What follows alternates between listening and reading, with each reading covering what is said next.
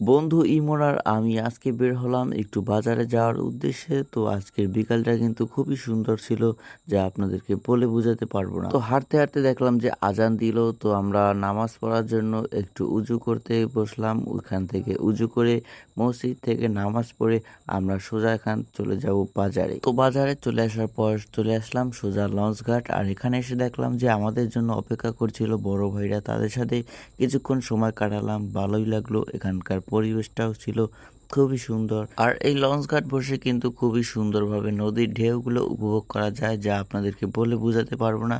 চারপাশটা খুবই সুন্দর, যা বিকালবেলা একদম মনোমুগ্ধকর পরিবেশ ছিল। আর এদিকে দেখলাম ডিঙি নৌকা করে দুজন মাঝি চলে যাচ্ছে, তাদের বাসায় ফিরে যাচ্ছে। তাদের কিন্তু এসেছিল এখানকার বাজারে হাট করতে, তো হাট শেষ, এখন বাড়ি ফিরে যাচ্ছে। নদীর পাড়ে কিছুক্ষণ সময় কাটিয়ে চলে আসলাম একটি হোটেলে। আর এখানে এসে কিন্তু আমরা সবাই পেজু খাচ্ছিলাম মনের আনন্দে। তো এরপর সন্ধ্যা হয়ে গেল, আমরা সবাই বাসায় ফিরে এলাম। তো ভিডিওটি যদি ভালো লাগে অবশ্যই ফলো দিয়ে পাশে থাকবেন। ধন্যবাদ।